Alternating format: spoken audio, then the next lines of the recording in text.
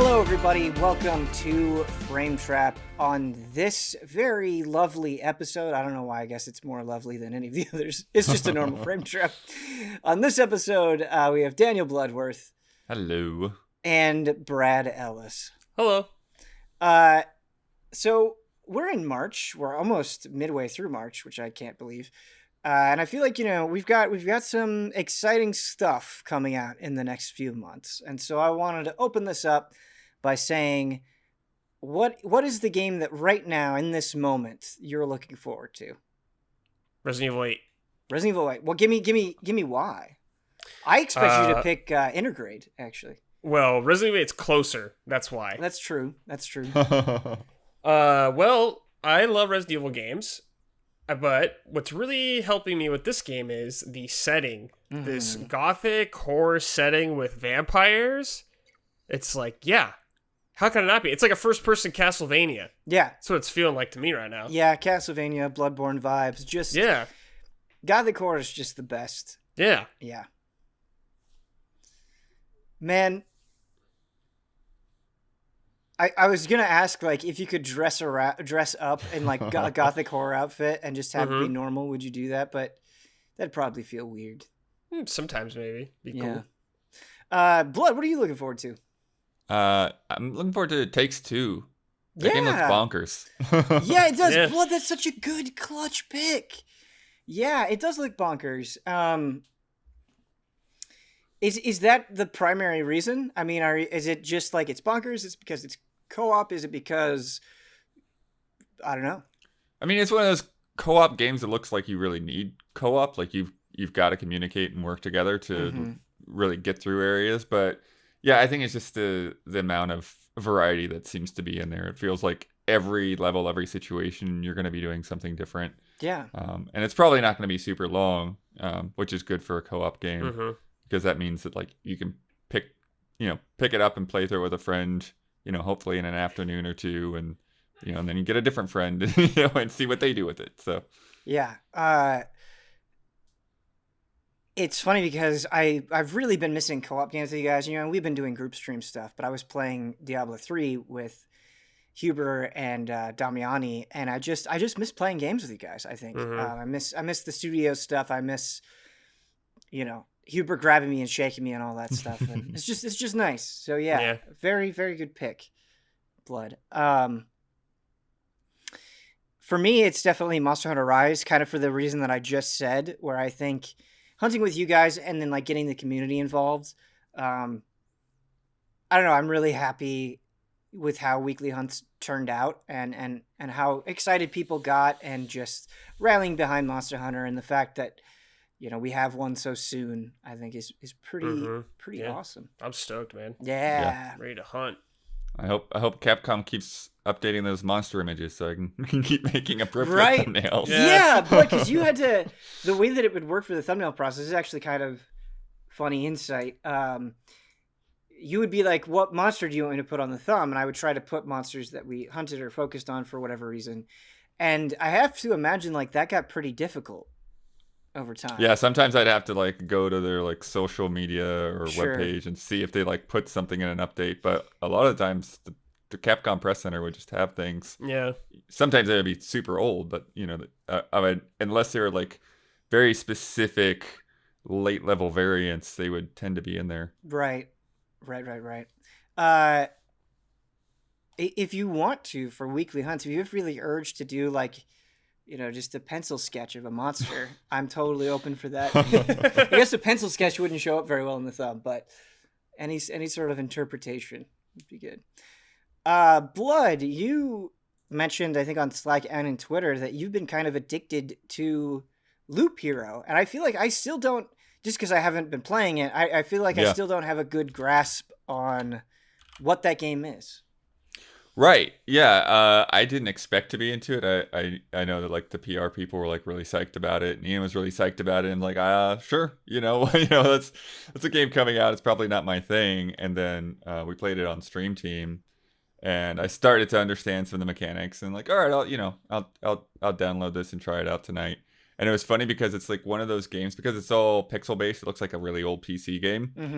but in an interesting way to where you can't point at any PC game that it looks like, but it just gives you those vibes.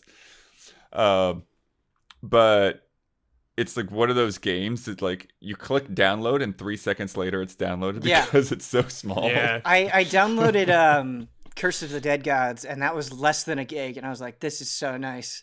Yeah, this is like 130 megabytes. It's ridiculous. Yeah, that's wonderful. Especially since we're in an age where it's like, I don't know, like 100 gigs is not that uncommon. Call of Duty, yeah. Yeah, the Call of Duty download was ridiculous. But yeah, so it's got the roguelike elements, but it's also like you're sort of like building the world on each run. So essentially like there's sort of like two different phases, I suppose. There's like the loop/combat phase, and then there's the town phase. And so the most of your time is going to be in the loop. And so essentially your character, which is just a white little stick figure, is going to be walking around this loop, and it changes shape every time, but it kind of doesn't make too much of a difference that I've seen so far. And they'll fight enemies automatically. So if when you first start off, there's just slimes. Slimes will spawn automatically on the road, and they'll go through and they'll whack slimes. And then as you defeat enemies, you'll get gear, and then you decide what gears to put on based on, like, there's a lot of different attributes. There's like vampirism, which will like heal you when you hit things. There's a more standard regen. There's like crit damage and crit percent and counterattacks and all these different things that are tied to your different weapons and shields and armor. And then the other aspect is like, so while your character is making that loop, then you've got a deck of cards, but I almost feel like saying that they're cards is almost a disservice because it doesn't play out like a card game anyway. Cards are more like Monopoly pieces that you're going to put down on the board that do different things. So you'll get like a meadow, and you put that meadow down, and then every time a day passes, then you're going to regenerate 2 health on your character. Gotcha. But then if you put a building or something next to the meadow, then it'll become a blooming meadow, and it'll give you 3 health. And then sort of similarly, if you put a bunch of rocks and mountains next to each other and you get like this 3x3 grid, it'll create this like bigger mountain that will give you a lot more maximum health. But then it'll also spawn harpies that will fly down every once in a while onto the road. And so when you're when the game is more about like creating your loop, not necessarily like making decisions in combat, because combat is automated. Yeah, combat is all automated. So really the decisions you're making in combat, it all comes down to what kind of gear that you have. Gotcha. So again, like if you have like a high counter rate for counterattacks, if you bump that percentage up, then, when things hit you, then you're going to hit them back hard. And then there's like another one that's like damage to all. So like if you have 5 damage to all, you'll hit one guy with your main attack, but then whatever else is on the screen, they'll get the smaller like damage to all hit. But you can boost those things up, and you can focus on different things. But it's, because it's all sort of RNG, what sort of gear that you get, then, it's sort of like each run you're sort of making a decision of like, okay, which like thing am I going to try to focus on and max out. And I just recently unlocked the Rogue, which I'll get to the town stuff, but with the Rogue, there's different aspects that will be, so like the regular warrior, like they'll have regen and defense and vampirism show up on their gear. But with the Rogue, you get, number one, you don't have shields. You can have like 2 weapons, which really beefs up your attack. But you also have items that will increase your critical damage. So you can really tear through enemies, but at the same time, if you're not careful, like you can take a lot of damage really quickly. So what happens when you die? Yeah, so as you go around the loop, every time you cross the campfire, you'll regain a big chunk of your health, about half of your health or so. And then you have, basically at any point, you have a chance to retreat back to your camp. So if you retreat when you're crossing the campfire, then you get to keep all of the resources that you've gained. If you retreat at some other point along the path, you'll keep like 60%. And then if you get killed and you die, then you only keep like 30% of whatever you've gained. So there's always that sort of risk reward. And then as you place stuff down on the map, then eventually you'll fill up this meter that will summon the boss. And that'll kind of allow you to move on to the next chapter. Gotcha. But when you go back to the camp, then you have this whole other area that you're building, and you're putting in like different farms and like smithies and houses and different facilities that have various, not only various effects on your character in combat and the kinds of like weapons that'll show up, but they'll also give you new types of cards. So if you build one structure, then you'll get access to like villages that you can put down on the road. And then there's also wheat fields that will like buff up those villages. And then when you walk through a village, it'll heal you up a little bit, but you'll have to complete a quest, which means there's like some, creature that's on the road that you'll have to target and defeat, and it'll be a little bit harder than it usually is. But then if you put down 2 villages, then it'll spawn a bandit camp. So there's all these little things that like, it's interesting to like put things near other things and see where things go, because they make different things happen. This sounds like a lot. Like you have a lot of things to consider and think about, to the point where like even you just going through the minutia, I feel a little bit overwhelmed. I mean, that's the thing though, is it's like it's not that overwhelming, because your character's gonna walk automatically, but you like at any time, like you basically just right click and it pauses all the action, and then you can plot out like, okay, go through my gear and figure out what am I going to equip, what I want to do here, what stuff do I want to spawn out. So unless you're in combat, you really have all the time that you need to think through things. Yeah, that makes sense. The other thing, the other thing that's kind of different is, since I just unlocked the rogue more recently, is the rhythm of the rogue is very different, because with the warrior, when you kill an enemy, you get your whatever gear at that point. You'll get a sword, or you'll get like a couple of pieces of armor or whatever. But with the rogue, you get these monster trophies that all go into this bag. And then then you don't get any gear until you make a full loop and you cross the campfire again. And then it like dumps your bag out and like gives you a whole like grid full of stuff for you to compare and consider. And so it gives you like a very, like I said, like there's a very different rhythm to how the game feels. Yeah.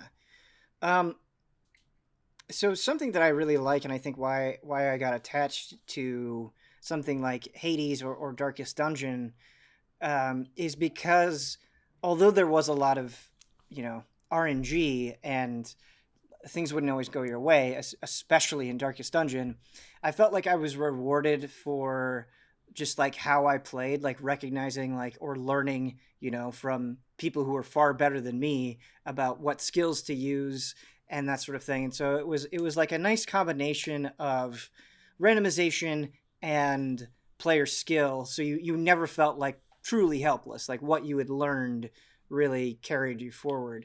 How subject to RNG are you here? I mean, do you feel like as you're continuing on that like your game knowledge is kind of offsetting the difficulty of the RNG?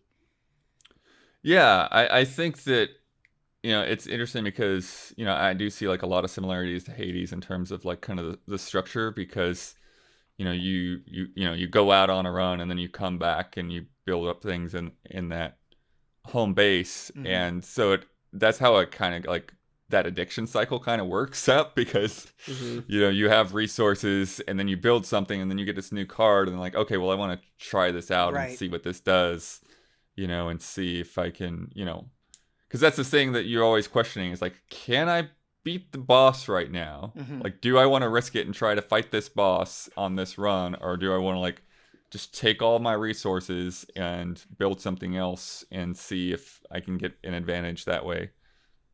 I think part of the reason that Hades was addicting is you mentioned those upgrades and like you unlock new weapons in Hades and that sort of thing. But beyond that, there was also a story where like as you kept completing it, you got more of the story. Do you feel like there's any sort of narrative in Loop Hero, or is it kind of addicting purely in a mechanical sense? It's more in a mechanical sense, although there is kind of a mystery to what's going on. There's like this, basically this lich has just sort of cast everything into oblivion. Mm. And so the loop is essentially the only thing that exists. And so you're the objects that you're placing in the world are like your character remembering what the world was like and like trying to rebuild it. And so I guess kind of the mystery is like, why did this happen? And can you restore the universe essentially? Gotcha. And then you interact with, when you build like a new structure or something in town, then a character will pop up there and talk to you a bit as well. The automated fighting is really interesting to me. And this might be a bit of a dumb question just because I haven't had a chance to play it. It would be more obvious, I'm sure, if I got hands-on time with it. But do you ever feel frustrated at the automation of combat where like you see things like going poorly and you wish you could just get in there and like dodge or something or have more direct control, I guess? No, it doesn't ever really feel that way too much. I mean, I guess there's some enemies that will like evade more frequently, and then you're like, dang it, just hit them. Yeah. Especially if you get into a big group and and you just see your health just get decimated more quickly than you're anticipating. But it's interesting because like I've played it like 3 hours a night for like the past 3 nights, and so I'm like already like 9 hours into it, right? And there's still all these little things that like I haven't seen before. And I had one run where I was able to summon like this rat wolf to be in my party with me, and so like it's doing damage right alongside me, and it's interesting because it's not like a companion that goes around with you. It's just like every battle there's a chance a rat wolf will show up, and so one battle that rat wolf could get taken out, but then the next battle another one shows up, and that's the only time I've seen any kind of additional party member. And that one run when I got that one special perk when I leveled up. Yeah. Because when you level up too, there's basically you have like 3 different perks to choose from, and then sometimes one of them's like a reroll. It's like, you don't like any of these, click this and you'll get to choose 3 more. But yeah, so there's just a lot of different little things, and like I said, in the town, there's all these other structures that they kind of work like a flowchart when you go through and build them. And so there's some things that you can't build until you've built other things. And so even a lot of the more advanced structures, even though that you can see that they exist higher up the flowchart, you don't have any idea what they do. They're just kind of blacked out until you get the things before them. Yeah, Monster Hunter does that as well, where like you'll see the weapon tree and it's like, like I know that this thing will be upgraded at some point, but I don't know what it's going to do. So you mentioned the warrior and the rogue. Are there more classes beyond those two? I bet there are. Okay. How did you unlock the rogue? Because it sounds like you just start with the warrior, right? Yeah, I think the rogue was building is one of those specific buildings in the town. Okay, gotcha. Unlocked it. Yeah, that makes sense. Awesome. Well, it sounds really cool, Blood. Do you have any idea, I guess, because you mentioned there were bosses that you're kind of building up to. Do you have any idea how far you are in the game? Not at all, really. All right. It's funny. It's funny though, because when you go back into the loop, like you can do chapter 2, which is a lot harder, or you can go back to chapter 1 and fight the first boss again, and there'll be a slightly there'll be different dialogue. But it's interesting to me because the first boss feels like, okay, that's the thing that you have to defeat, and then you defeat it, and like there's some greater force behind this. So it's like, okay, well, is the second boss the last boss, or how many chapters are there going to be? I've got no clue. You're just kind of throwing yourself in it and seeing where it takes you, which is pretty exciting for sure. Brad, you've been spending a lot of time in Bravely Default 2, and since Yeah. I last talked about it on Frame Trap, I also spent some more time in Bravely Default, but I think you're probably much farther than I am at this point. Yeah, I'm about 50 hours in. Yeah, you're definitely No. much farther than me. I was planning on reviewing it, but now Brad's reviewing it because I'm working on something else that we can't talk about yet, but it will all make sense in the end. Right. But yeah, what do you think about it? Because I don't think you've really gotten too much of a chance to talk I mean, about I think Bravely Default 2 is exactly what I expected it to be. it. Not in a bad way, just a very comfy kind of like throwback to the original Final Fantasies, you know, like the Heroes of Light kind of thing, getting crystals, the job system. I mean, it's very similar to like Bravely Default 1. I didn't play a lot of second, so I don't know, but it's more of the same in a good way, I would say. Yeah, more of the same is definitely a good way to describe it. I think since the last time I talked about it on Frame Trap, I've experienced more of it, and I've actually been surprised at how much I like it, because while I agree that it's not necessarily surprising in terms of ideas necessarily, I think it is surprising in terms of how well I'm finding things to be executed. Like, I'm enjoying the story more than I thought I would. Not because it's necessarily like an amazing, super creative, original story, but how much I'm enjoying the characters, right? And so like your party members, I think, are just so likable, and the game finds convenient ways of you getting to know them. Like, you know, some side quests are just kind of whatever, but you also have side quests that kind of like go into specific aspects of character, your party member's life, and it's like, oh, that was interesting. Like, that was a well-told little nugget about them that I really like. And I think the party chat system, which, you know, is certainly by no means a new idea, but it's just like it adds like a little bit of humor, just a little extra layer, and and they're not super long. Want it. Yeah, no, yeah, that's really good. Yeah, I agree with that. But it's like kind of like scratching my itch, you know, for those old RPGs where I'm like, oh yeah, I love job systems. I love leveling up, getting new abilities, switching jobs, playing with all that stuff. I agree with you. The story is not great overall, where I'm like blown away, but there's nice little moments, I would say, where that kind of caught me off guard, especially of how dark some things got. Yeah.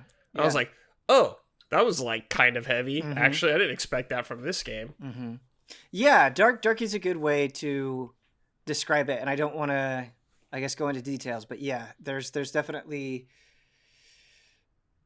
Yeah, I'm hesitant to say anything because I don't want to give it away, even though it has been out for a little while. But I want to talk about the job system, and how much fun it's been, because I feel like they just sort of dump jobs on you, really quickly. Like you just get like. You kind of get a lot sort of up front, but then the rate at which I feel like, at least in Chapter 2 where I am, the point at which you're unlocking jobs is pretty quick. I would say it kind of sticks to that pace. Does it? Yeah. Yeah. And it's cool because, like, how easily you can mix the jobs, and, like, when you get a job, you can see, like, okay, this is, like, everything that this job is capable of, and so with the jobs that I already have, like, what do I want to make as my sub job and all this stuff. And so it's just it's nice because I feel like I haven't had a chance to get bored of my options yet. I think is a way to phrase it. I've spent a lot of time mixing and matching jobs together, like not only on the abilities you have, like per se, like your normal job, like your white mage or whatever, but there's also like abilities you can carry over at all times to have on everybody. Right. So you can equip different abilities from a different job. Then each job kind of has like, I think 2 passive effects, where like those come into consideration if you have them equipped like that. Every job has its own kind of limit break-esque ability right too. Yeah, you get like characters will unlock their limit breaks, but then what they can do changes depending on the job that they have. Right. Yeah. So yeah, I mean, I think that's the strongest part of this game, is just its job system. Absolutely. To me, that's like the main appeal of it. But I think the story is surprisingly good for what it is. I was never like, just skipping through cutscenes or anything like that. I'm like, I don't care. I was like, oh, this is actually kind of interesting. Some of it I think is like kind of dumb and doesn't make sense, particularly at some parts where I'm like, oh, Sure. But nothing too bad or anything like that. Yeah. Going back to the job system, the abilities that you can get outside of like your combat abilities, that's a good point to bring up. You just have so much to mess around with, so where it's like if you enjoy job systems and tinkering and optimization, like I think this game hits really hard from that perspective. But I think part of the reason why I really have enjoyed the time that I've spent so far with Bravely Default 2 is that it's not afraid to be challenging, and I think that will definitely frustrate some people, and I get that, but like you get into those boss battles and it's not like you can just roll through them. Like, yeah, a lot of those are no joke. Like to the point where it's like the first time I do a boss, it's like, okay, I just need to figure out what you can do. What they're gonna do. And then now that I know what you can do, I'm going to plan my strategy around that. I think this game can be tough at times where like a boss can seem very intimidating a lot, but I've definitely experimented with some new ideas and it's definitely helped out. Yeah. Where I'm like, oh yeah, I'll use this ability here and this will like totally change the tide of battle. Yeah, I think it's just nice that it's nice just playing an RPG that a turn-based RPG that feels like it like pushes back and it doesn't take, a zillion hours for it to feel like it's getting difficult. Do you think grinding is a big part of this game though too? Yeah. Like if you're playing this game, expect to grind. You're going to want to grind to get new abilities, but I think it's pretty chill here, especially because it has those quality of life things from the first two games, like speeding up time, which really helps. So I don't think it's that bad. Especially there's some stuff you get later on too that really help you grind through if you have jobs you want to just get up. Yeah, it's funny because I think I've just grown to love grinding in general. Like, and I'm not here to defend it. Like, I do think their grinding can be an issue, but sometimes it's nice just being like, yeah, I'm gonna grind out some levels, and like throw a YouTube video on or something like that, or whatever it ends up being. I can definitely get into the right mood for that, and I know that that's not for everybody. But you mentioned being able to speed up the battle so things go really, really quick is nice. But there are other things I think that help. And so like the game gives you kind of like a pretty good gauge of your strength. It's like, okay, when, these mobs start running away from me, like I'm probably capable of easily probably strong taking them enough out. to be here. Yeah. And I also think that it's made me excited to grind. I think when you get to the end of some of the jobs, when you're like that level 9 or like you're just about to master it, like that final level can feel like a bit much. In a long time, yeah. But I would say that I'm excited to grind because it's like, oh, like once I master this job, I can put time into this new job that I just unlocked, or like I can get this ability, this level 8 ability or whatever it is that'll really help me out. And so I think that the carrot on the stick is generally pretty good. Yeah, I think they've implemented some stuff to help make grinding a little easier, I guess, if you take the time to kind of figure it out and experiment. Like, there's food items you could use that make more enemies spawn. So when you fight a guy, you could get more guys to fight to get more JP or something like that. And if you have multiple enemies in one area, they kind of link up. So you can do one, like, pretty long battle if you want and get a ton of XP and JP. Yeah, very good point. But yeah. Even with that, though, you'll still be grinding. Yeah, definitely. I think that is a good point to bring up. Like, if you are totally averse to grinding and you just hate it, this may not be the game for you. Although, you can change the difficulty whenever you want. Yeah, you can put it on easy. I haven't really played with easy yet. So I've just been on normal myself. But there's normal and hard if you want more of a challenge. Brad, I didn't get to talk about it last time because I hadn't gotten there yet. But what do you think about the card system? Or the card game. The card game is the way to say it. Yeah. What is it called? B and V, I think it's called. Or no, B and D or is something like that. Is it B and D? I don't remember what it's called. I think it's B and D. Hand default. Yeah, okay. It's like this weird card game of like Connect 4, almost like that. Yeah, it's like you have this grid and you have to take over territory, and like your enemy will put down a card and like they'll make a line, and like if you flank their line, you'll take over their territory. And I spent, I mean, it's me. I spent a fair amount of time on it, but I actually really enjoyed it because I felt like it was like strategic and challenging enough, but the rules were relatively simple to understand, I thought. Yeah, I agree too. And like you got all those different cards you can unlock or collect by beating people. And it's getting cool. new sweet cards, and there's like a sub job you got or a job you got from it, which was a nice reward. Yes, definitely. Yeah. I did talk about it last time, but I'm curious to get your take on just how you feel about Brave Default graphically, and then the art style that they've chosen. Graphically, I mean, it's a Switch game, you know? Yeah. Like a lot of Switch games don't look that great to me. Some of them look really good, it just depends on the art style. To me, it looks like, I was almost thinking, I wonder if this was a 3DS game at first or something like that. Because it is a Switch game and it does look better than the last games. I haven't looked at the last games in a while, but it definitely reminded me of 3DS in a lot of ways. But, what about that, it doesn't really bother me now. That, was that World of Final Fantasy one with like the crazy ultra chibi mashup? Yeah. Like, like the art style, it's very similar to the original games, but, they look a little more like shiny and puppet-like almost, I guess. Right. And I'm okay with that. I get if some people don't like that. It's not like the greatest looking or highest budget game in the world. Like, you definitely see that in like presentation with a lot of conversations characters have. A lot of it's just like characters standing behind a backdrop or something, just talking.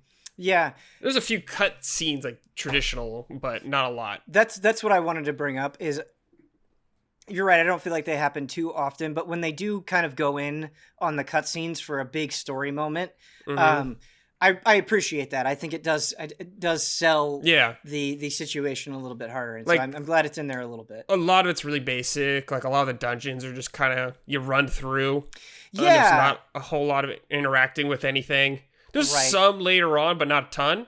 Yeah. The dungeons are actually a really good point to bring up, Brad, because I'm still early on, and so you can speak to this better than I can. But I haven't been in any dungeon that like has been fun to go through or has like mechanics that make it more interesting. Like it just sort of feels like monster boxes. Like everything's they're a little bit more basic. Complicated than that, but like later on there's stuff like raising platforms or stuff like that. A few things like that are portals, but most of the time it's just like go this way, oh dead end, go the other way kind of dead end thing. Sure. Cool. But yeah. Pretty basic, but still fun. I'm really happy they don't drag on or anything like that. Oh my god, please end. They was end at an appropriate time. Yeah. I would definitely like to get back to it if I could, because it just, I said it last time, it's just sort of comfort food, right? And like, obviously I have an affinity for JRPGs and especially like the throwback style that this is going for, but I don't know, I feel like after I played the first demo, I was just kind of like, whatever, but it's hitting me much harder than I think the demo led me to believe that it would. Right, yeah. And I don't know if things definitely open up after a little bit. Like, I've seen kind of where you've been off looking at some of your footage, so I had a kind of an idea, and things definitely like continue to open up. Yeah. Yeah. Even in the like first chapter though, I was really happy with how much freedom that I had. You know, like you had a fairly sizable chunk of world map. There's a shit ton of quests to do. Like, there's just a lot of quests that you get. There's a lot. It almost reminded me of Xenoblade Chronicles, which that game also has a lot of a lot of side quests that you could do. Yeah. I think the thing that helps this game out is getting around's pretty easy. You know, you can warp to each region fairly easily, and like the world maps aren't too huge, so you can walk around them pretty quickly. So it's never like it never feels like a 30-minute chore to go somewhere or anything like that. Something that I thought was cool is like you kind of start in a town and then you go to another town and they're like, hey, go back to the first town, like there'll be new stuff there. That continues. I like that as well, where you kind of like keep different parts of the world relevant. I'm not sure how that evolves over time, But it continues kind of Cool. like that. Cool. Characters you meet later on are older parts. Cool. It's actually been a while since I've played it, but I don't think we talked about it on Frame Trap. Now I'm doubting myself. Maybe we did talk about it, but let's look. Okay. Like in the moment, like, did we talk about the Guilty Gear Strive beta on Frame Trap? I don't think I Let's did. rock. Yeah. Heaven or hell. I don't think I did. Okay, I think we're in the clear. All right, sweet. Let's talk about the Guilty Gear Strive beta. So, kind of like Brave the Default 2, the first beta that they had for Guilty Gear Strive, I liked it, but I wasn't like in love with it yet. Now I'm in love with it. I am like truly 10 out of 10 excited for this game.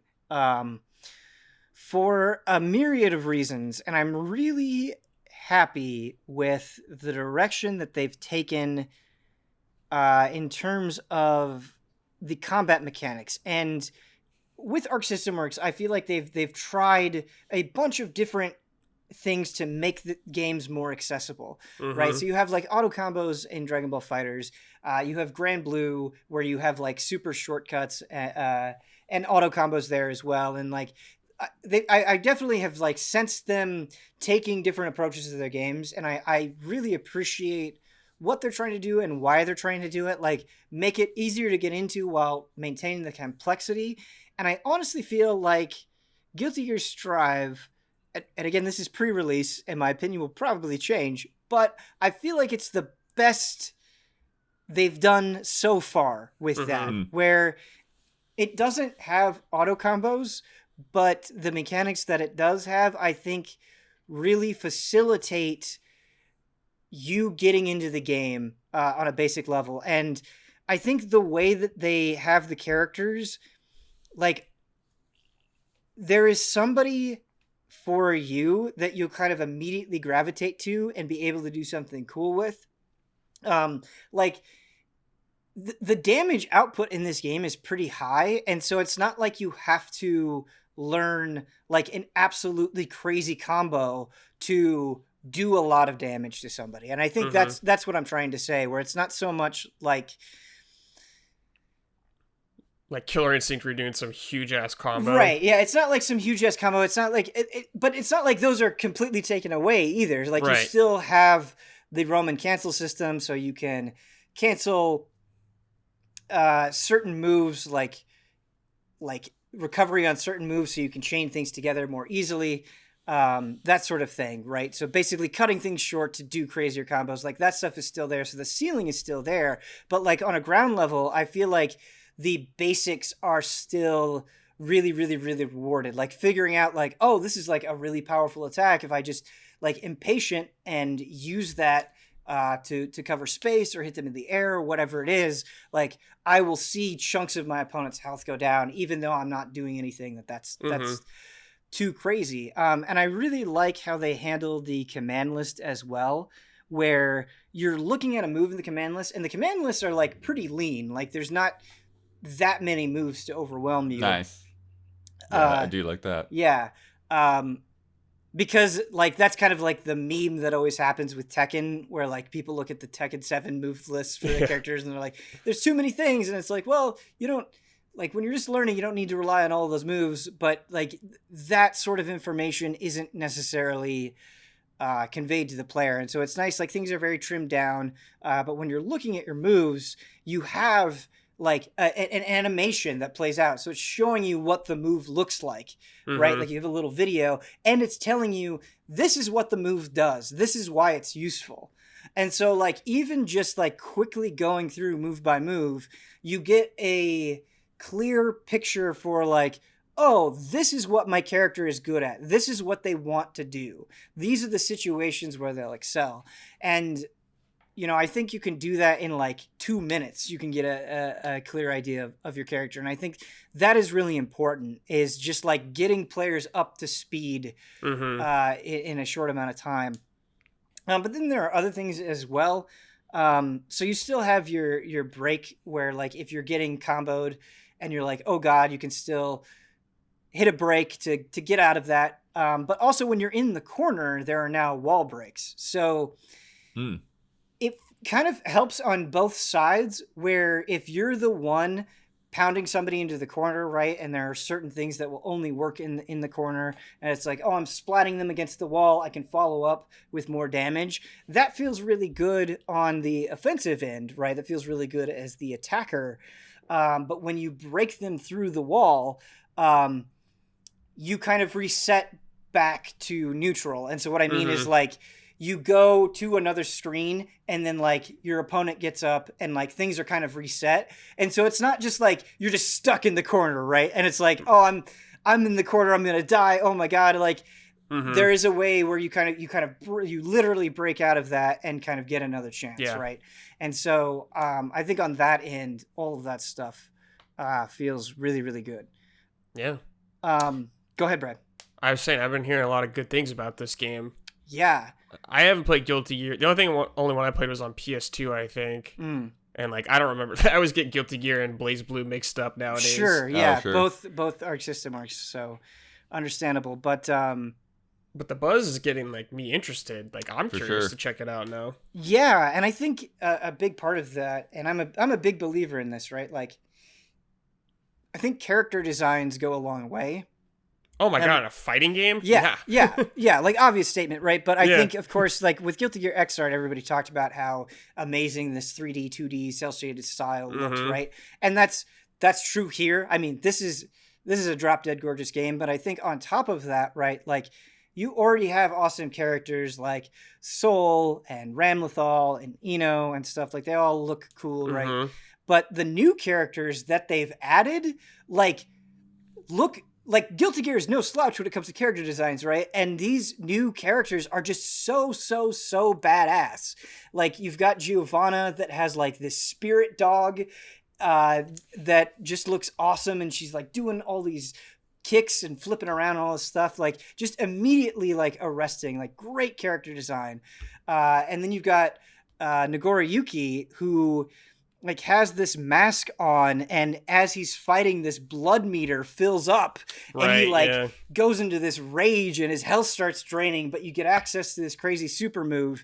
But just like watching him kind of lumber around the battlefield, like he just has such a presence to him that he looks awesome. And like, as far as new characters go, like they're both so incredibly exciting. Like, they're the kind of characters you look at and you're like, I want to try them out just because they look so cool. Yeah.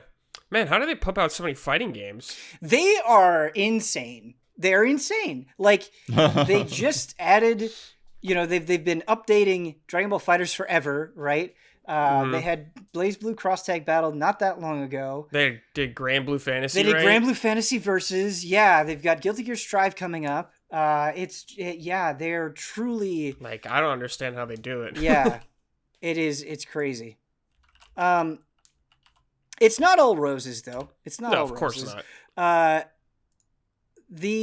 do want to say the netcode, so they've implemented rollback netcode into this, and it feels amazing. Like, the matches that I had, like, it's already tough learning a fighting game, because, like, when you just get brutalized and you're like, wait, I don't know what to do against that. Like, it's just a frustrating aspect. And so when you add lag or disconnections or whatever it is on top of that, it just makes that mountain like that much worse. And I feel like the netcode in Strive is so good that basically that hurdle is removed, right? Like, not completely, of course. It's not, but a lot better. Yeah. Perfect. Yeah. But it's certainly like a step in the right direction. It feels great.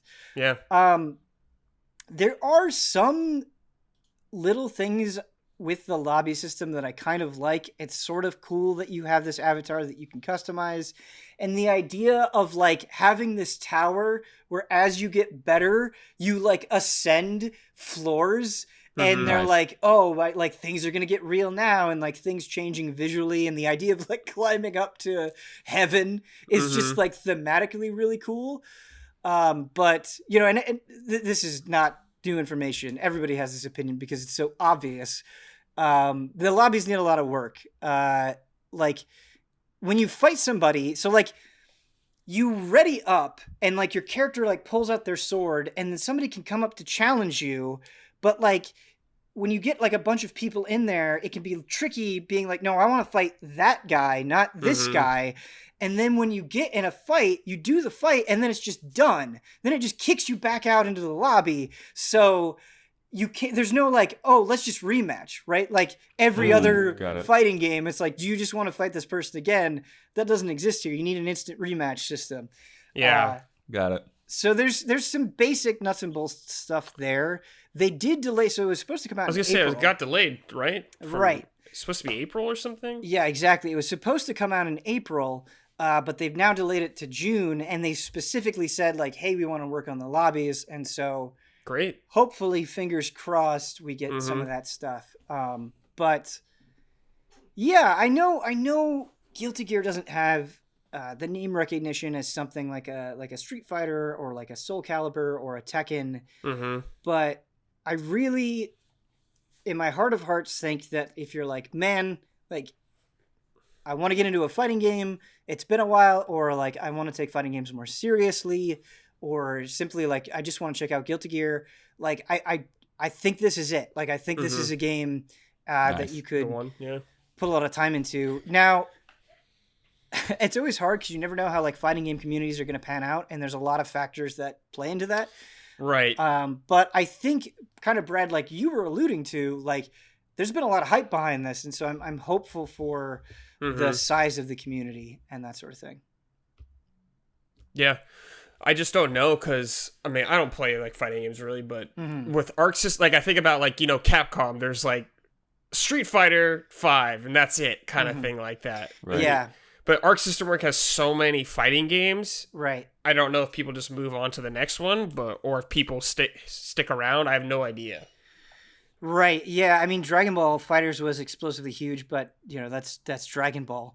I do think, like, because Grand Blue Fantasy is weird in the sense that I think Grand Blue Fantasy Versus is a really cool game, but we don't really have the context for Grand Blue in the exact same way that they do in Japan, right? Like, because we never got, like, even though you can play it in English, we never got, like, an official version of the mobile game, you know, on app stores over here. And then that RPG that's coming out isn't out yet. And so I just don't think, like, you have the knowledge for Grand Blue on a mass scale. As, like, a brand name or anything like that. Yeah, Grand Blue is nowhere near as high as it is. Yeah, it's like when, you know, like, Fist of the North Star and stuff came out on like Game Boy and Super Nintendo. It was just like we had no reference point for what the heck these things were. Right. Yeah. I do think this beta was a really good idea, though. I do think it got a lot of people's eyes on it. One thing I liked about the beta, I didn't play about it, but I heard is there's a training mode in the beta. Yes. Which I think is super nice. Smart and almost obvious that fighting games should be having that every time. Oh my god, yes. Like pure raw freak out. It makes sense, right? Like on some level I can rationalize why they don't have training modes for betas because they want people playing online, they want people fighting on each other. But like you're going to want to play online more if you know what you're doing. And it was so nice being like, okay, like I want to figure out what my character does, or like, wait, like, can I combo into this thing or whatever? Like just having that tool available. Yes, Brad. Yeah. And I'm sure there were plenty of people that like played the beta and just messed around with the training mode and maybe wouldn't have tried it at all if that wasn't there. There was also a basic tutorial as well, which like was okay. But still, it's nice that it's there. I mean, I would love the option, especially for someone like me who's hopping into a fighting game and I don't really play fighting games anymore. Right. And if I hopped in, it would be nice to have some sort of kind of idea what's going on, you know? Like, I can hop into a Street Fighter or Mortal Kombat and be okay, because they've been around for so long. But if I'm playing, like, this, I'd be like, I don't know what the hell I'm supposed to do or how anything works in this game. Right. So, I think it's smart. Yeah, it is very smart. I have high hopes. A little sad that it is getting delayed because it would have been, like, the hype, like, going from Monster Hunter Rise to Guilty Gear Strive would have been awesome. But, you know, I appreciate them listening to the community and trying to make it right. You know, I really think there's a lot of smart decisions going into this I think game. it's always a better idea to delay games nowadays. Yeah. Totally. But it's the time of the show where we are going to, one of you is going to issue a PSA to our audience. But before you do that, you have to earn that right by playing a little bit of a game. Earlier this afternoon, I looked at where Bravely Default 2 was on the Switch bestsellers list. Oh boy. Where was it at that time? Wow. When did you look at this? Earlier this afternoon. You know, I can Oh, look. okay. I can look. I have my Switch right here. Bestsellers list. 5th? I was gonna say 5th. I'll say 4th then. Brad, you're gonna be mad because it was 5th. Damn. 5th sounded so right. Yeah, blood. You nailed it. I thought it was kind of a tricky one, but you guys both did well. Yeah, there's no telling. Sales trends are crazy. Right this second, it's 6th. Wow. Luigi's Mansion 3 took the number 5 spot. Oh, is there a sale or something? That Mario Day sale, Yeah. I don't know. It just says purchased for me. But it might be on sale.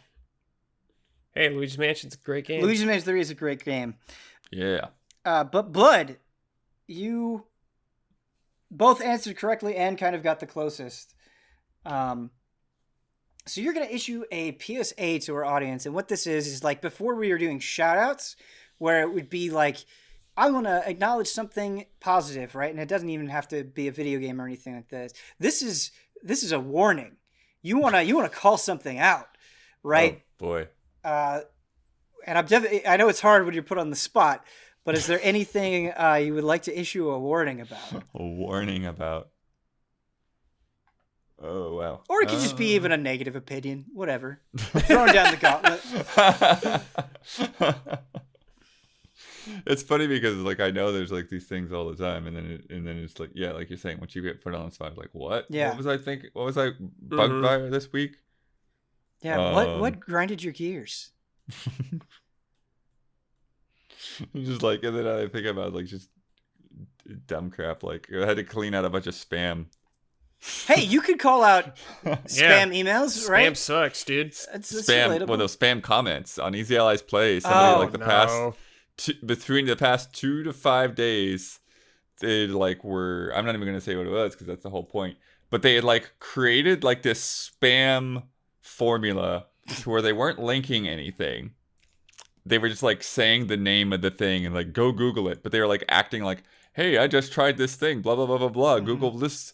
And find out more, and then they would follow up with a second account that would be like, hey, I just went and tried it out, only took 15 minutes. Oh god. And they did this like, I don't know, dozens of times across, and the other thing they did to hide it was they were like replying to other people's comments, right, rather than leaving original comments that would be easier for me to spot, right.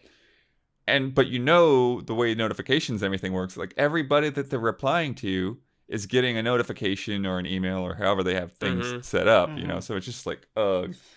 And there always were different YouTube accounts. So I could just like block them and like all of their comments would disappear. I had to like weed through and find these stupid spam comments. Yeah. And yeah, so hopefully I got most of them. But some of the stuff they were leaving comments on was from like a month or two ago. So it's just like, ugh. I think that's a good thing to call out. I think we're rapidly approaching a time where you will not be able to tell who is real and who is a robot on the internet. Like we're gonna get our spam is gonna get so advanced. Replicants. Yeah, exactly.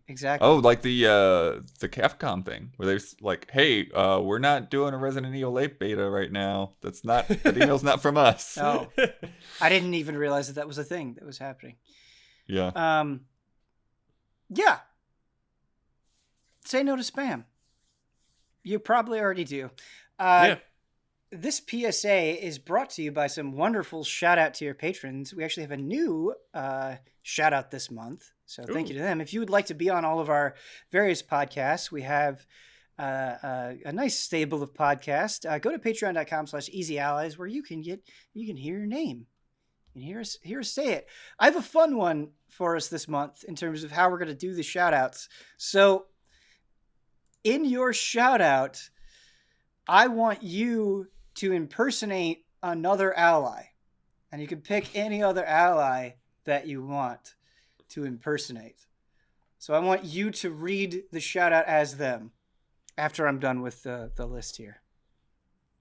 Shout out to Elthanas, Greg TheDarkKnight Kettering, Caleb Togi Crawford, Nick, Stephen Thomason, and Edsgar Senpai Black Clover. Shout out. Shout out. Yo, shout out. Hit detection.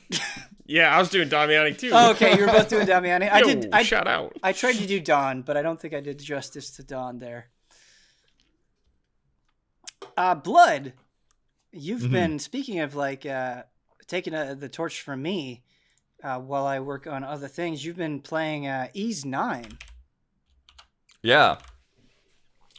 Yeah, it's funny because it's, I was just planning to just check it out a little bit and just decided to keep going, and then like, I'll keep going more and more. Mm-hmm. And it's funny because I haven't been able to put my finger on it because like if I just think about the game, it feels pretty by the numbers. Mm-hmm. It feels like it's got its own formula going on, and like every chapter is like, okay, you do this, you open up another section of town, and you do some side quests, and you meet a new character, and you get a new ability, and you do a dungeon and a story, and the story wraps up, and then you do another episode. Yeah, and I totally agree. I definitely was getting to a point where I'm like, it feels like it's exactly establish your formula and then kind of doing the same thing over and over. And again. you can kind of see through that, like the second you meet one party member, like I know how this is gonna go for at least a while. And it's also pretty simple, but I think it's funny because the first couple of hours didn't grab me at all. I was just like, okay, this is kind of dragging, and you spend a lot of time in this like dark gray prison, and you break out of the prison, and then you have to go back because of the way they tell the story, kind of out of order a little bit. And so like the first 3 to 4 hours is like, I don't know. But then once I got that second party member, now it feels like the game's strength is actually kind of its speed. It feels like because the ability you get with that second party member is this ability to like run up walls. Yes. And it feels so good and so fast. And a lot of the game is sort of like that. Like the combat, I could never call it a challenge. I know there's like 4 more levels of difficulty above where I'm at, so I definitely need to try those out. But like most of the fights you just tear through. There are times where like you like spawn, get a fight started, and then like you'll hit like 2 abilities, and I'm like, all right, fight over. There's a treasure chest. Yeah. Whoa. But at the same time, there are a lot of things that really like do speed things up so that you don't have to retread a lot of the same ground, because the game does all take place in this like one city that you find, you unlock a district at a time and explore each area piece by piece. But when you go to spots, like there's these landmarks that you can fast travel to, and when you do side quests, you unlock new characters at your base, and they have essentially like concentrate all the different things that you can do in town at your base over time. And so like a good example of this is there's actually like a lot of different shops, specific shops that'll sell food, and shops that'll sell armor and different gear and things like that. But there's a character at your base who, once you unlock her, she'll, quote unquote, run errands for you. So like 90% of those shops, you can just go to her and see, like, oh, is there any new inventory? And when you find a new shop, you go back to talk to her. It's like, oh, you've added a new shop to my list. I'll put that stuff on the list. And there's a few places, there's like a forge and a doctor and things like that you can't go to through her. but you then you get a character that forges weapons. You get a doctor in the base. So a lot of those things really work. Another thing that I like that I think helps too is, so you can have 3 characters in your party in combat at any given time, but enemies have different weaknesses. There's like 3. It's kind of like it's not quite a triangle system, but it's, you've got like a bash attack, like a stab, piercing attack, and a slashing attack. But some of the accessories that you find will actually allow you to change a character's attack type. So if you want that character in your party for their abilities or something else, you can just like put that token on them, and now instead of being a piercing type, they're a bashing type. And so that, if you need to keep them up, like get them more XP or something like that, it's really it allows you to kind of do what you want with your party without feeling like, oh, there's a lot of slash enemies in this area, I guess I have to have that one character in my party. It's like, no, just put a token on the character that you like. There really is a snappiness to combat, which Ys 8 also had, but like just combat can just move so fast. Like you talked about it being over in just a short amount of time, but I think one, how different all the characters feel helps out a bit. But also just like having things like flash guard and flash move, right? Like just dodging at the right time and having time slow down. It's just like kind of intrinsically satisfying. And so if it's something that's happening a lot, it just feels good. And then you have these sort of like wave-based challenges where you have to fight off enemies, and it will reward you for specific categories as well. And so even though like playing a normal combat isn't necessarily that challenging, trying to force yourself to like not take any damage or to make sure, you are parrying or perfect dodging or whatever, it adds a little bit of a wrinkle to it. For sure.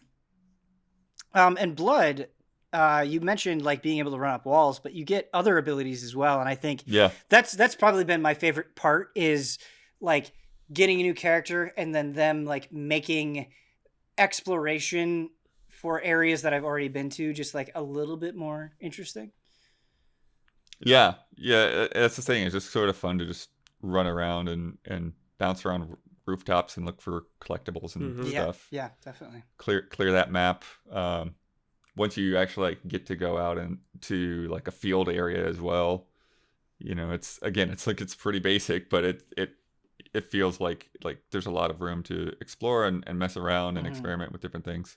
How do you feel about the characters? Right, because that's you spend a lot of time with them, and then like each chapter it seems like is focusing on a different character. Yeah. I like them. I think everything is very lighthearted, and like how you guys were talking about Bravely Default being kind of comfort food. Like that, I think that's just the way this comes across to me. Like nothing is challenging, nothing is like dire.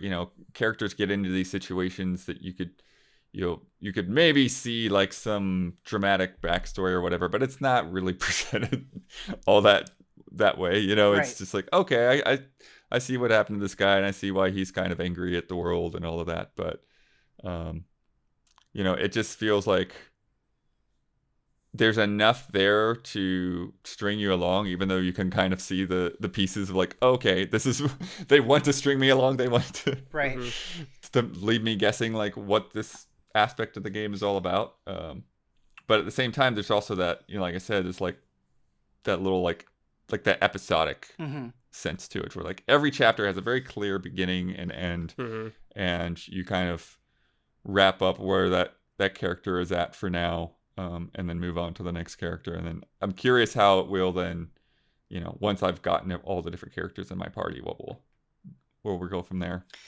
I feel like maybe for people who don't have any experience with Ys, like a good comparison, and maybe you don't have experience with like this me. either.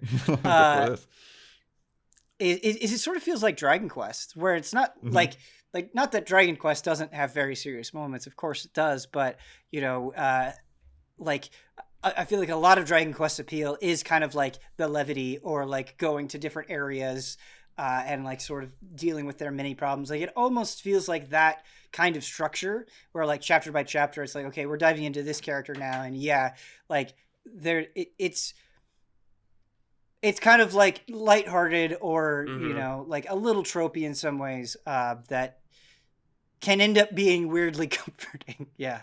Sure. Yeah. Yeah, it's just that sense of like, hey, we're gonna go out on an adventure and have fun. And Right. It's not gonna be a big deal, you know. Yeah. It's been a while since I've played Ys 9, but I remember kind of something that was bothering me is I felt like a lot of the dungeons just aesthetically were feeling very similar in terms of like, you know, like gray stone, basically.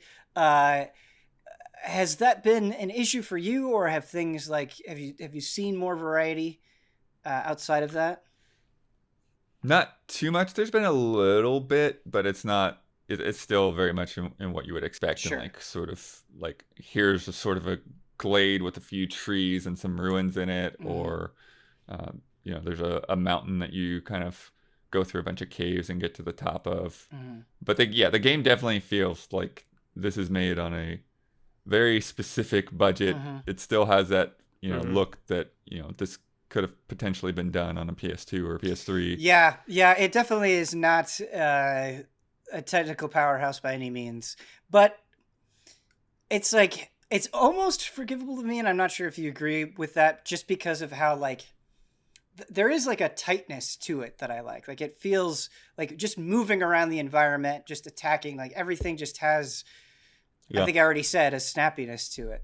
But yeah, and again, like the benefit of that too is that the loading times on PS5 are just, they're so fast. It's the tooltips are good. Like, bye. Like, Yeah. I'm not gonna read any of these tooltips. yeah, it was crashing for me on PS5, but I think they fixed that. I think they fixed Yeah, I haven't that. had any crashes when I played it. Nice. Maybe I'm just like PS5 cursed. It should also be mentioned that soundtrack bops. Like it's just fun. You just get like jam. It just jams out, I think is a good way to describe the soundtrack. Yeah. Guilty Gear also jams out, which should be mentioned. But So is Brave Default, actually. It's like a jam. yeah, I was actually kind of like with a lot of other aspects of the game. I was more into the soundtrack than I was expecting to be in Brave Default, for sure. But yeah, it's actually the soundtrack that really gave me that, you know, that sense of like those Dragon Quest comfort vibes, you know, is that first, because the town song will change after a few chapters, but the first town song is like, man, this feels like I'm in a Dragon Quest town.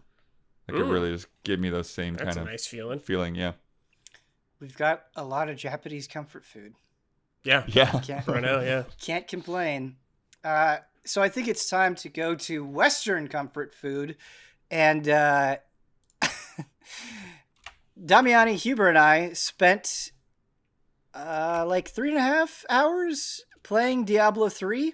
And man, it was like enough time for me to completely forget how that game worked. And it's been so interesting charting like how Diablo 3 has evolved, because it has really evolved quite a lot in good ways. And since the last time I played Diablo 3, I was got sunk into Path of Exile for a while, which I absolutely adored, and I'm extremely excited for Path of Exile 2. And it's interesting kind of comparing them side by side, because Path of Exile is constantly changing, and there's just so much to it. There's so much complexity, but with that complexity comes freedom, where like you sort of feel like I can build my character in a way that, like, to me at least, seems so like wild and out there and different. Like you just have so much choice, and you don't have nearly as much choice in Diablo 3, but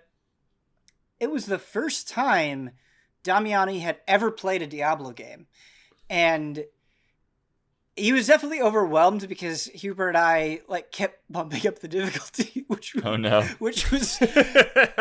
we probably shouldn't have done, but was also at the same time like just very fun and convenient. And you know, Damiani, to his credit, was an absolute trooper and champion throughout the whole thing, and I think all of us ended up having a pretty good time. But the point that I'm trying to get at is I really admire how easy it is to hop into Diablo 3 and immediately start having fun. And like, sure, you're very limited with what abilities you can do, but it's all extremely intuitive. Like, I made a necromancer and it was like, okay, like it was just very easy for me at a glance to be like, okay, I can try this out. This is what I've unlocked. This is what feels good. This is what I don't want. Like, like within seconds, it felt like I was able to get a feel for my character and how I wanted to progress. Like and I think Diablo 3 is like kind of one of those games that you could say to like your friend or your girlfriend or your spouse or your husband or whoever, right? Like you could just be like, let's just boot up Diablo 3 and you can immediately start having a good time. And like, whether that's you want to go through the story and see that, or just jump into adventure mode, like there's just so many difficulties that it's easy for you to find a sweet spot and just kind of like turn off your brain and go. And I really admire that about Diablo 3. And you can kind of see that happening in real time where we're all kind of collectively being like, this is a little bit too easy. Let's bump it up. And then you just get like this dopamine overload. Like you bump up the difficulty enough and you get this dopamine overload of like, I am unlocking new skills every 5 seconds and getting new gear all the time. And so it's just, it's an immediate but accessible treadmill to go on. And I think, you know, just playing the Necromancer, the class, you know, Blizzard likes to use class fantasy all the time. And I do think the class fantasy aspect of it is very, very strong. And what I mean by that is like being a necromancer, like you cast bone armor, right? And like you're ripping bones from your enemies and like using it to plaster yourself in. And so you're like just this like menacing goth boy or lady, and corpse explosion, like just gushes of blood everywhere, like pop pop pop pop pop. It's so satisfying and visceral and great. And my hope is that for Diablo 4, I hope that they can keep that accessibility, like let's just sit on a couch, let's play Diablo 4, while also I think taking lessons from a Path of Exile and having like an even higher ceiling. And I'm not a Diablo 3 expert, but just you know, from my own experience, I hope they can blend those things. Yeah, like better. When I played Path of Exile, it did not feel like let's hop on a couch and play Path of Exile. No. I looked at that skill tree and I was like, what the fuck? yeah, definitely. And it's both a positive and a negative for Path of Exile, right? Like I feel like you spend a lot of time in Path of Exile, like charting your path, right? And like figuring out like, okay, how do I want my? Oh God, I just spilled some water. We're okay. Oh no, we're okay. I talk with my hands, and that can be dangerous. Let's put that bottle over here. That can be satisfying in its own way, but it can be hard, I think, sometimes when you're in a group setting to be like, because I don't know if you guys feel this way, but when I'm in a group, I always feel bad when it's like, oh, let me look at my build for a while. Like you just feel like you're holding up the show, even if your friends, you know, are being like super accommodating or whatever. I just feel a little bit of that social anxiety. Well, and you also have this thing where like you sort of like your brain doesn't like process things fully. Like you kind of like surfacely skim over bits and you miss details because again, like you're just trying to keep up or you know, not waste too much time. Yeah, with the sort of open world aspect of Diablo 4, I hope that like I don't know, like it can feel fresh and exciting for a long period of time. But yeah, it's such an interesting time for action RPGs because like you had like Diablo 2, which I think a lot of people considered like the gold standard for forever. And now you're just like, you have so many options, right? Like it's like Diablo 3 you could still have fun with. And I appreciate the sort of like, because I started another character on Switch just because I was feeling that itch. And I had forgotten about that when you pick up gear, you can just hit up on the D-pad and it'll be like, here's the gear you have. green arrows means it's better in these areas, and you can just immediately equip it, or if it's trash, you can just immediately junk it without having to like go into the menu to do that. And it's like, it's so smart.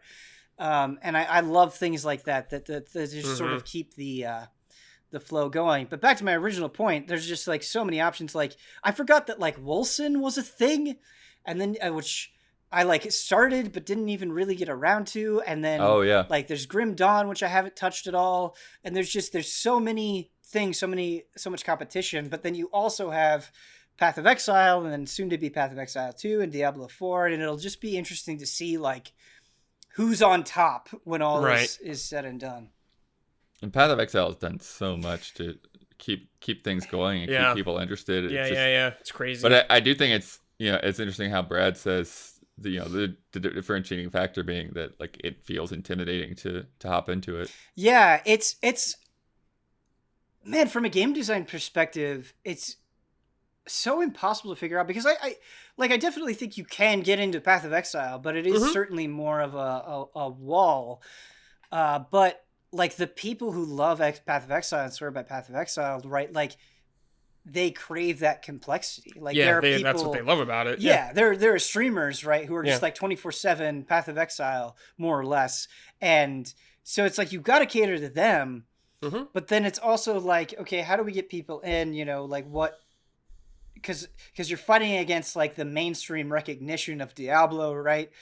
And so there's so much to consider, and I don't envy grinding gear games like trying to tackle all of that at once. Because like when I was getting into Path of Exile, it was like like not only is there brand new stuff for me to check out, like brand new mechanics that they've included into the game, I'm still working through like things they added like a year ago. You know what I mean? Like that stuff is brand new to me. Well, and isn't it like complex enough to where like players will figure out builds that are just like beyond what like the developers were even thinking, because there's so many different branches you can go down. Right. Yeah, absolutely. But I'm excited, man. Like I think the reason why, because I wasn't supposed to jump into that Mike and Mike stream. Well, not supposed to, right? Like it's not like they had a problem with it or anything. I don't want to give that impression, but they were just streaming it, and I was just in chat, and I just like I truly felt the hype welling inside of me, where I'm like, I love Diablo. I can't hold back. I want to play with these guys, and I jumped into that stream, and I think we're in such an exciting time where like, Path of Exile 2, like Diablo 2 remake is coming out this year, and that game is sick. And then you've got Diablo 4 coming at some point, and it's just like, what a good time. I just am very grateful for that. But Brad, along with Huber and Ian and Don, kind of off on your own, you've been diving into the hype that is Valheim. Yeah, man. So Krista like loves games like this. Survival games, so I'm like, all right, like I'm not usually huge on them, like she got me into Terraria and stuff like that. Sure. And like Huber and Ian and Don all said it was great, and I was like, all right, let's give it a try. Man, I think Valheim's really fun. Yeah, it seems like everybody has said that. Yeah, I'm just having like, I think there's a couple things I like about it. One is the world is just so comfy and appealing to me. It's all really bright, nice and sunny, super pleasant looking. Obviously there's some spooky stuff in it, but just where you start this nice meadow with like grass blowing, it's like, oh, this is a place I actually want to be and like relax. I think the music's super good too, super calming, just really helps sell the vibe they're going for. But man, just something just fun about, you go chop down some trees, you kill some boars, you make an axe, then you start building your own house. And as you go from there, things just start to get more complex and complex. But one thing I really like about it is there's like boss fights you have to do, like a story. Right. So there's like a couple boss. I think there's only 5 in the game right now, but there's going to be more or something like that. But we like summoned this giant like evil demon deer thing.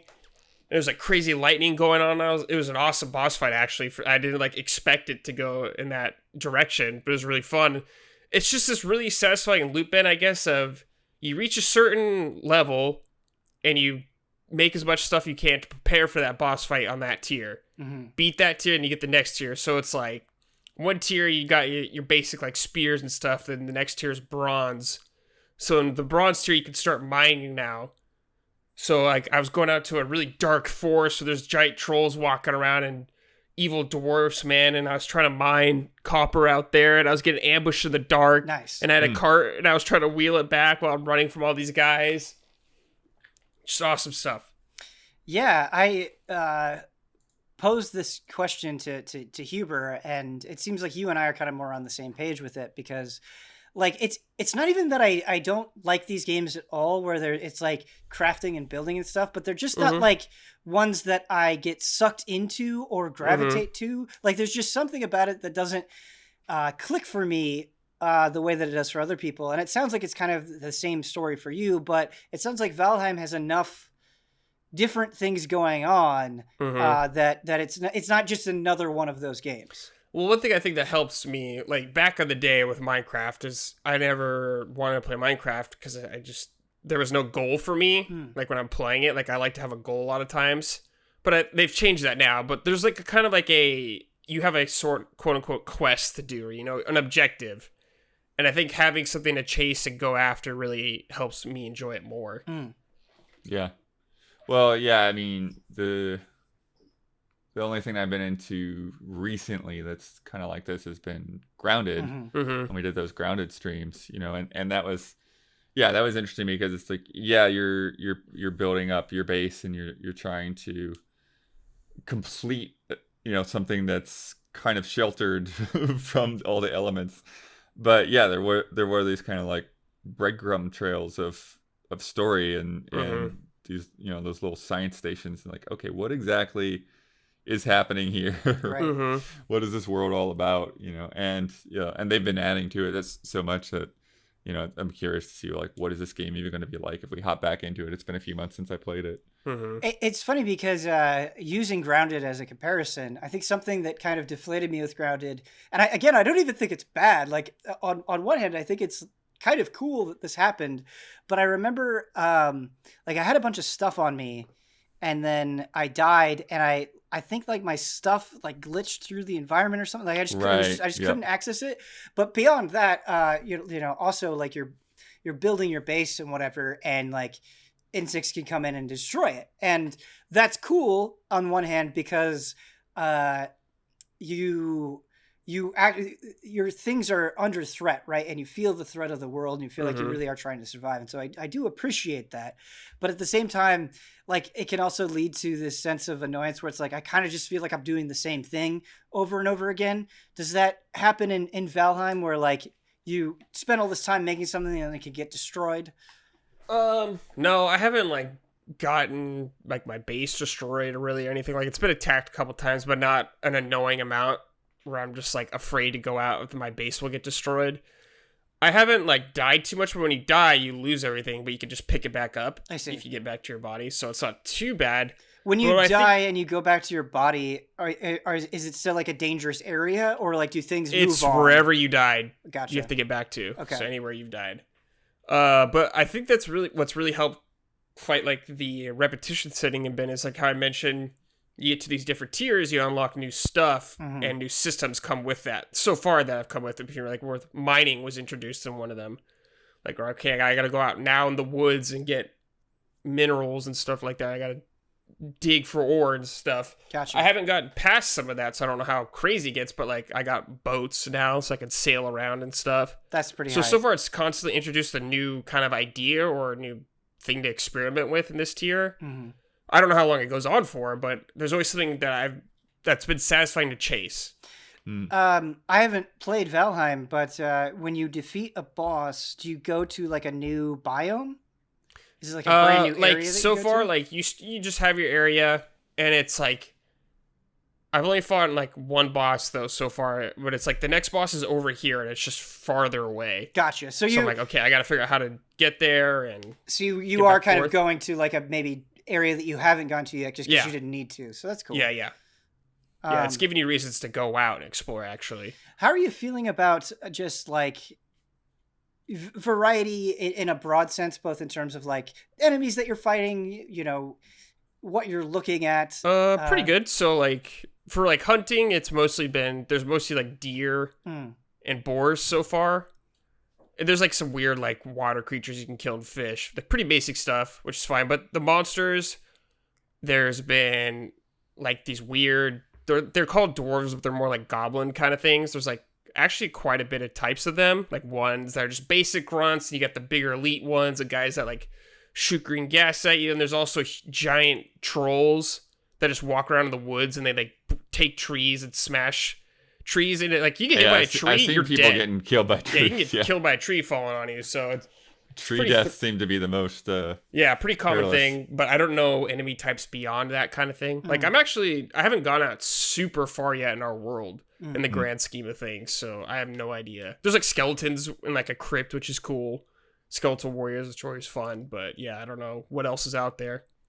I asked Huber this as well, but how are you finding combat, like in terms of satisfaction? Oh, it's fine. Like it's not gonna blow you away or anything like that, but there's some room for strategy, I guess. You can dodge roll and stuff like that. You can parry kind of. Are you get playing your bows? I'm playing on PC. Are you playing controller or mouse and keyboard? Mouse and keyboard. Okay, gotcha. But you could use a bow, spears, swords, axes, different weapon types. So whatever you're feeling. Nice. Yeah, it's the reception to Valheim has been like so overwhelmingly positive, and like people have been so into it that like even though it's not my kind of game, I sort of feel like I should give it a chance. Yeah. Yeah, it's fun. Yeah. I recommend checking it out. You know what else is fun? This HOTTAKE! Oh my god. So this HOTTAKE is brought about by me actually diving back into a game that I hadn't played in a long time, which is Outer Worlds, which I sunk a bunch of time into. Yeah, but then they just announced that DLC next week. Yeah, but then never finished, and then of course didn't get to the Peril on Gorgon DLC, and then the new DLC is coming out next week.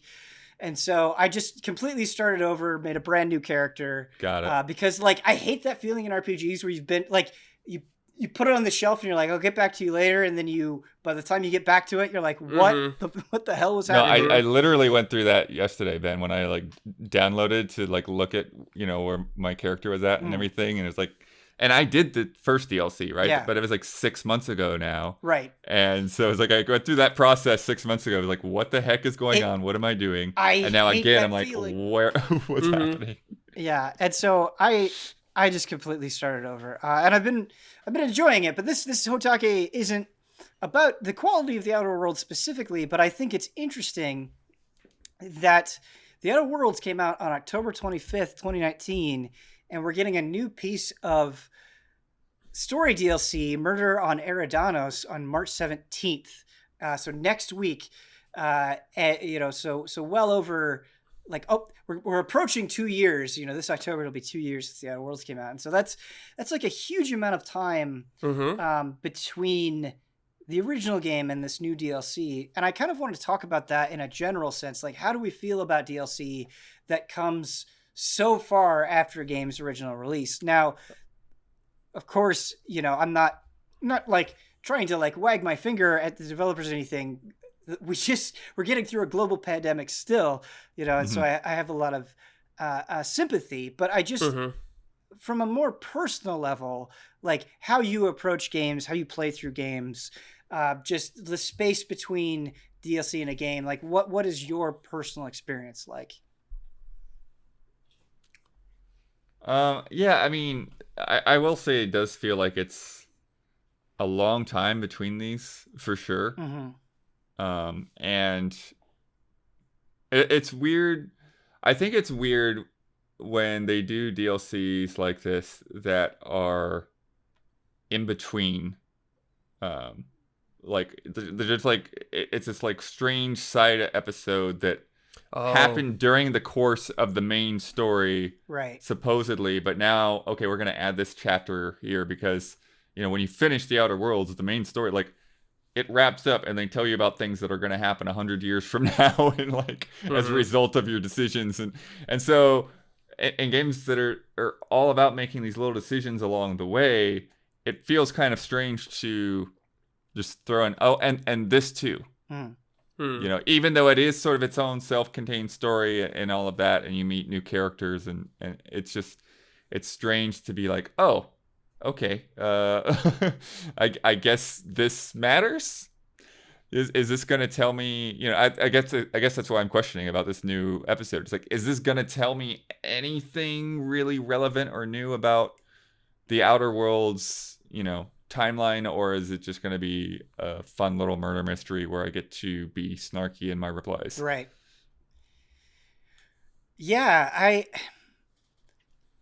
it's such a shame because like I have a lot of sympathy for the developers where I'm sure they put a bunch of time into, this story-based DLC, crafting this narrative that you're going to go through. Mm-hmm. And like I imagine that like only a tiny fraction of people that played Outer Worlds are going to see it. And part of the reason for that, like of course that's always going to happen with DLC, right? Right. It's on Game Pass. It is on Game Pass. That's a good point. Yeah, no, I think that should be mentioned. But it's just like now it's not even so much blood the fact that like you have to buy it or not. It's just like even the hurdle of like, oh, I gotta re-download that, like can be enough of a barrier, I wonder, to dissuade people from going back in. Maybe, yeah. I guess it depends on the caliber of the game for me. Sure, How yeah. willing I'd be excited to jump back in, If From Software's like, boom, Sekiro DLC or some shit like that, I'd be like, yes, let's go. Man, the training that's gotta go down for that one. Right. Yeah. Yeah, Brad, it's interesting that you say Sekiro because it's like, not that I don't care about the story in Sekiro, I do, but it's just like on a gameplay level, I think I'd be more excited to play it because like just the challenge and the feel of it is so unique. Like oh yeah. Like the Doom DLC, the second part of the Doom DLC is still not out either, and there's been, a big gap there as well. Mm-hmm. But it's just like, just more Doom Eternal, you know what I mean? Like Doom Eternal is like singular in how it feels, whereas like I think the shooting in Outer Worlds is like a step up from like other comparable games maybe, but it's not the reason why I'm playing. So that that might be a big reason for why I feel this way. Well, I think one of the things for me too, going back to like that hopping in 6 months later or whatever, is games like Outer Worlds are like, there's so much about gear and character building and things like that for me, like the part that's overwhelming is that I look at all the guns that I have in my inventory right now and like, why do I have these guns? Right. I had a purpose for keeping these guns and storing certain weapons and, the crazy science weapons, and that whatever type of armor I might be going with. And it's like, I had a reason for like what role my lead character is and what my companions are going to be doing and who I wanted to have with me. And now I have to sort of play for a couple of hours to sort of get myself into like a new mental groove of like, what is my direction for this character build? Right. Yeah. No, Blood, I had that exact same experience where even like the damage types where I was like, okay, wait, what exactly does plasma damage do again? Okay, corrosive damage. How do I want to spec out my loadout? Like which weapon do I want to mod to be this specific thing? And I actually, last night I was playing and I was like, the way I built my character was stupid. And so I do appreciate that at least it's like pretty simple to go back on your ship and just respec yourself. And it's like, okay, I feel a lot better with how I'm doing this now. I was going to say, do they just let you respec so you can hop in and... Yeah, there's a cost to it, but I don't remember off the top of my head. I believe it goes up every time that you do it, but the initial cost for me, it was like 500 bits. It was like, this is nothing. Like this is super, super easy to do. But I guess just trying to push forward the conversation along, like, it is an embarrassment of riches. I don't want this to sound like, I realize that this is definitely a huge privilege, but it can be hard sometimes, I think, prioritizing like what you want to play now, where it's like, do I want to play this DLC for this game that I liked over this brand new game that I've been excited for? And I think, the time in between the game and the DLC, like even Doom, right? Like, which I adore Doom Eternal. I think it's amazing. But it's like, I've probably lost all my skills, like, and I need those skills. I was thinking about that, yeah. Right. Same thing with me with Doom. Right. And so it's like, I I'll have to spend time getting good again before I can yeah. even appreciate the DLC, Mm-hmm. right? And that's a barrier in of itself. And so it's just like, I guess on your own personal level, like, how do you manage all of that stuff? When I think about like DLCs and some of my most fond memories of DLC, I always think about Witcher 3 DLCs. Like, I played Witcher 3 originally on PS4, then I eventually moved over to PC for Blood and Wine, and I just hopped on Blood and Wine, and I was like, because like the thing about Witcher is there's combat and there's depth to stuff like that, but it's not overwhelming. With Witcher, I wasn't like, man, I got to get my skills back for Witcher, Right. You know, kind of thing. And it like, it was just like its own complete story for those. Yeah, those it's like this is its from own what I individual understand, story, anyway. and it's like such a dramatically different setting and like different story going on. It just felt like its own, like almost Witcher 3.5 to me kind of thing. Right. So I guess that made it really easy to jump in. Yeah, I think that's maybe part of it is like either you want like a story hook that's like, hey, I want to know what's going on here, like with Yuffie coming up with Final Fantasy VII. It's like, what is Yuffie going to be doing in Midgar? What is this other side of things that was happening while Cloud wasn't involved? Or like you're saying with like Witcher or like some of the Fallout DLCs, like I want to go someplace that's very, very different. And I think that's what's hard with what they've shown for this Outer Worlds DLC. It's like, okay, you get a thing about a TV show actress who's been murdered, and what?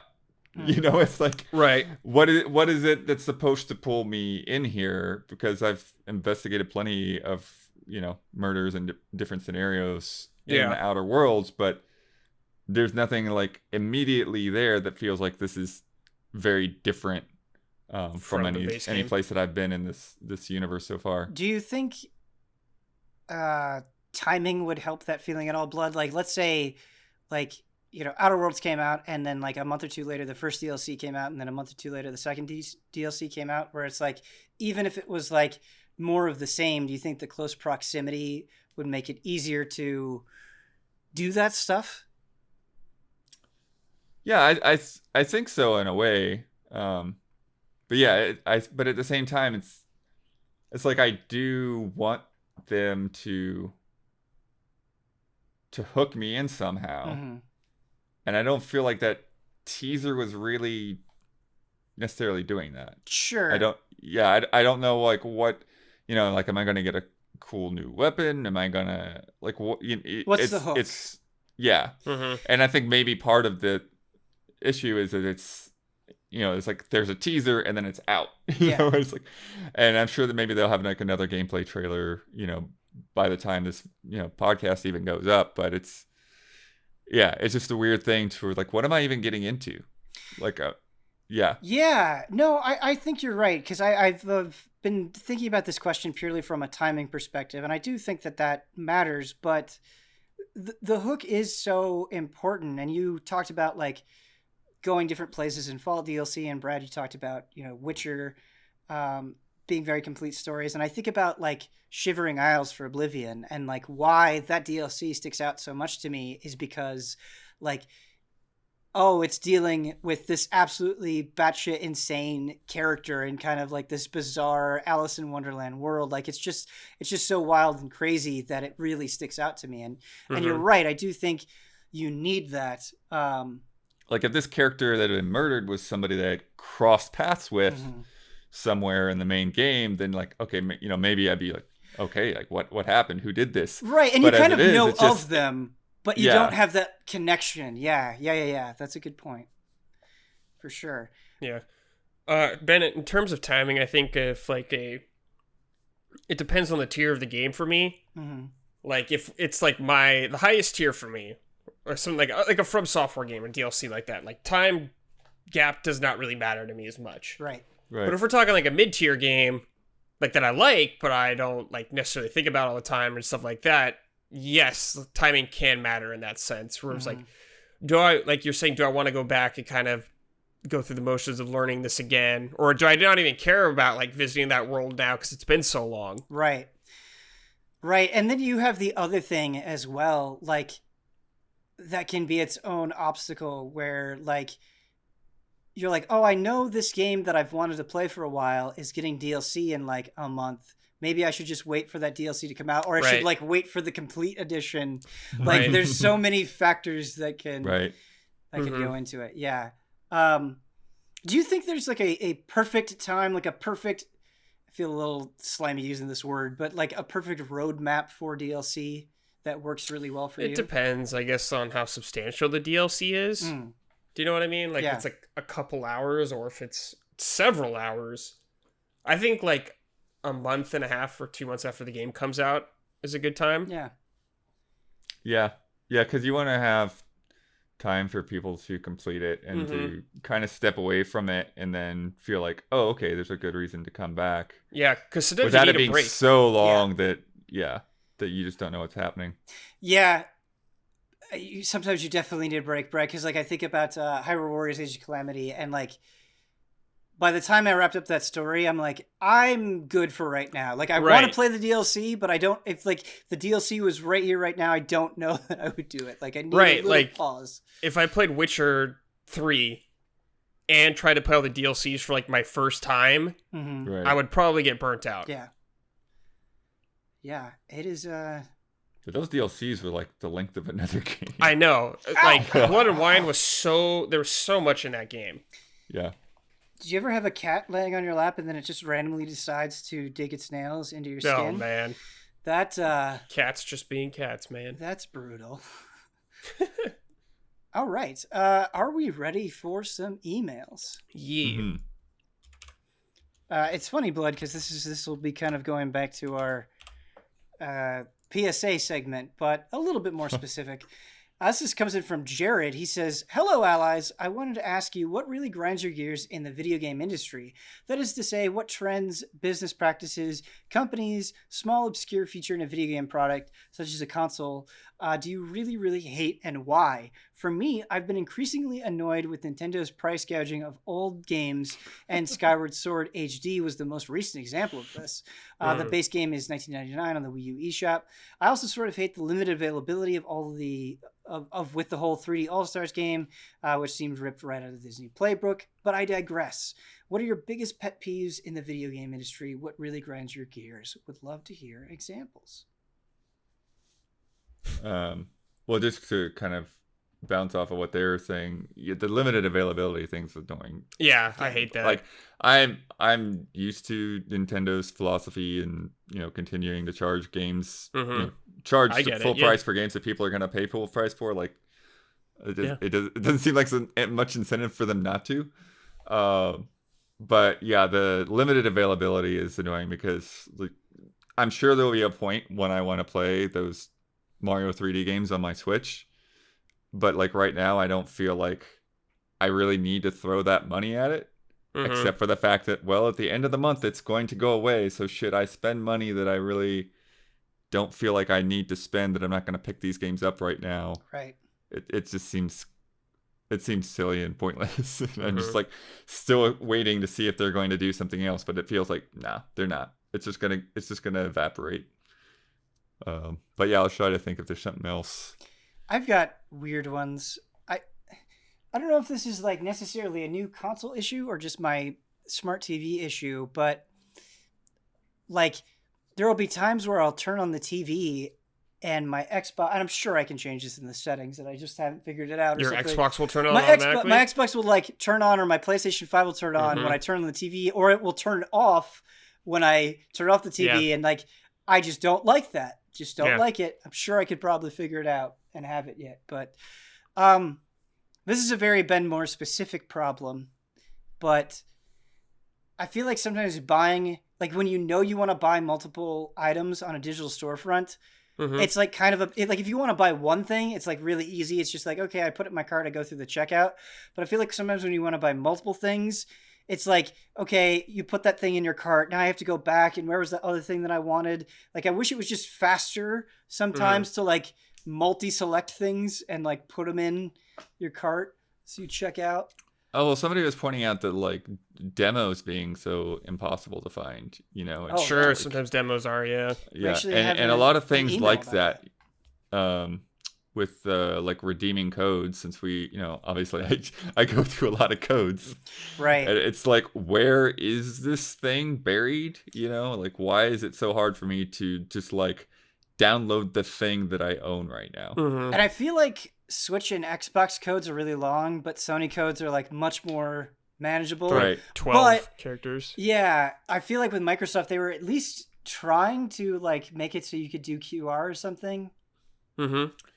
Right. Yeah, you could like scan a QR code from the Kinect. We don't get that option though when we get review codes. But anyway, yeah. I mean, one little tip is that you can use the Xbox app on PC to just copy and paste if the code is text. Yeah, I do love that because I will buy stuff specifically on the PlayStation app all the time, or like I'll redeem a code, like because I'll get a code and I'll just redeem it online on the website or something, and that's really really nice. And you can't do that with Nintendo, which is kind of annoying. But what I do with Nintendo that does help slightly, I will actually use the touch screen and type it in with my finger rather than the controller. Yeah, that can help too. And it's nice that the Switch is portable. Any other pet peeves? I mean, I'm still mad there's no achievements on Switch. How do you feel? Forever. How do you feel about when games put in their own achievements for Switch? Like, it's fine, but there's something more appealing about it being broadly connected to you and not necessarily the game. Right, sure. It's something you could share with like all your friends and stuff like that. Like, it just gives me a little extra incentive, man. Yeah. And it's like, I get if you don't like trophies or achievements, it's okay. Like, I totally get it. Just turn them off. Just seems. Oh, I've got a funny one because I've got this tab on. I keep meaning to read through this blog post. The Astrobot soundtrack just came out this week. Mm-hmm. Why? Why does this keep happening with soundtracks? Why do you been a while. That does feel like it happens a lot. 6 months later. Yeah, that does feel like it happens a lot. Get it closer. That'd be nice.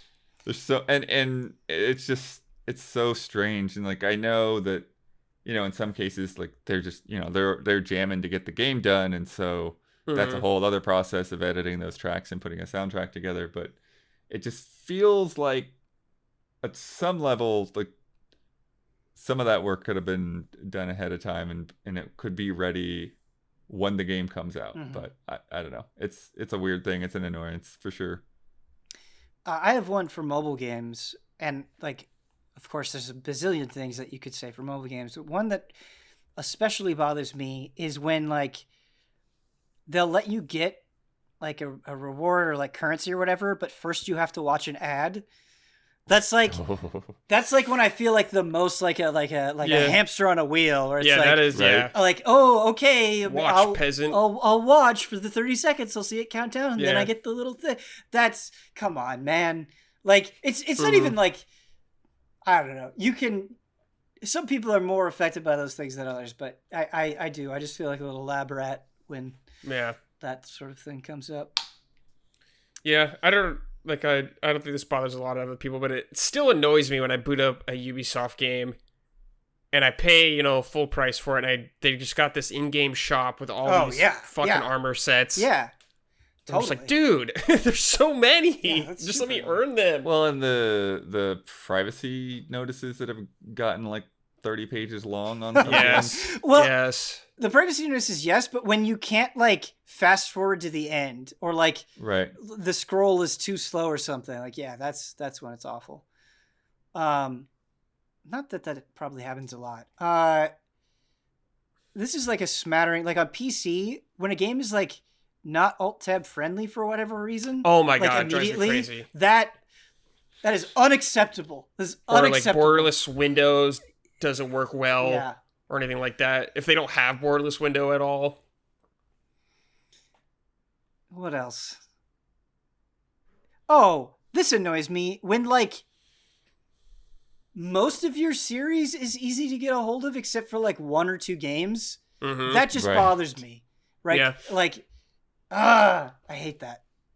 Oh yeah. Being able to access a bunch of old games would be real nice. Yeah, this is turning into like the Grumpy Old Gamer podcast. Yeah. I love it. One more grumpy thing. This isn't like, I guess, the fault of anyone necessarily, I guess, is it's just so damn hard to find stuff now. Like, I can't find graphics cards. Oh my god! No one can find PS5s or Xboxes, man. It just sucks. Oh my god, Brad, that's it. That's the one. That's the one that is the worst out of any of them like, right now. I can buy it. I've been ready to buy this stuff. Like, I just can't find it. Just can't get it. And it's like, it's big things, right? Like, am I ever going to get a new GPU? Ever? Yeah. I don't know. Yeah. I don't know. But beyond that, it's like, it's even trickled down to like little dumb things. Like, I want those Skyward Sword Joy-Cons, and somebody sent me a link, and I got to it like, I don't know, an hour or two later, and it's just gone. It's just gone. Yeah, it's just gone everywhere. And it's fine. It's not that big of a deal, of course. I'll live. But I just feel like I hate that so many things now. It's like, if you don't get it immediately, I know. It's That's out. what I was going to say. It's Right. like you have to be on top of something all the time. Yeah. And even if you are, you still might not get it. Yes. It's just, it's a bummer. Like, remember how cool it was when you go to a store and just buy the something thing that you needed on a whim or something? Yeah. Yeah, man. Like, Well, that was the Shit. thing with me with Amiibo is like I've got a ton of Amiibo, but I was always like, when I happen to be in a Walmart or a Target or something, it's like, oh, like I might pick one of those up. It's like impulse buy kind of thing. Yeah, me too. When you start talking about like, oh, you've got to be on Amazon or GameStop at this specific day and time, I'm like, I have no interest. Yeah, I gotta wait in a queue. I'm not maybe gonna get hunt lucky. down Dude, an Amiibo. trying to get a PS5 and like it disappearing while it was in my cart, like it's just Mm-hmm. oh, Yeah, it sucks. it's awful. It is truly the worst. Okay, our next email comes in from Would You Kindly. Oh God. I feel like this is not really relevant, but I feel like I'm just well, kind of, I guess, from the name. But I'm ready for a new BioShock. Oh I would yeah, be- I'm super I'd be ready for new stoked BioShock. Yeah, I wonder when they're gonna reveal. on a new BioShock. When was the last one? Like 2012 or something? Yeah, it's been a while. 2013 Almost like was BioShock Infinite. Yeah. 2013. Wow, jeez. Salve, allies. Between juggling a remote working life and family in lockdown, it's sometimes nice to explore some worlds with a friend together. My friend, who currently sees his PC Mac as an exclusive work device, don't ask, plays only on console. And so do we lack good co-op games in terms of new co-op games coming out? We have logged countless hours into games such as Division 1 and 2, Borderlands 3, Diablo 3, and Far Cry, games I would not normally touch for a second in single player. I think it's safe to say that story-driven RPGs / action RPGs / adventures are my favorite genre. However, Souls / Bloodborne, Monster Hunter worlds, their co-op mechanics are clunky and require you to manage progress details that may have an intention, but are simply not compatible with people spontaneously wanting to hop in for a session on a limited time. What co-op gaming pearls are we missing that are not listed on the typical best of WW sites that always includes Destiny, Overcooked, and A Way Out? And is it time for my friend to switch to PC? Questions over questions. So there's a lot going on here. Right. talking about co-op gaming pearls. The We Were Here games just came out on the PlayStation, and which one did Huber and Ian play through together? We did it on like a group stream or stream team. Yeah, or I something. forgot It was that's just called. We Were Here Together, I think is the third one. Yeah. And then the first one I think was free. It might not be free anymore when it on like PlayStation Plus.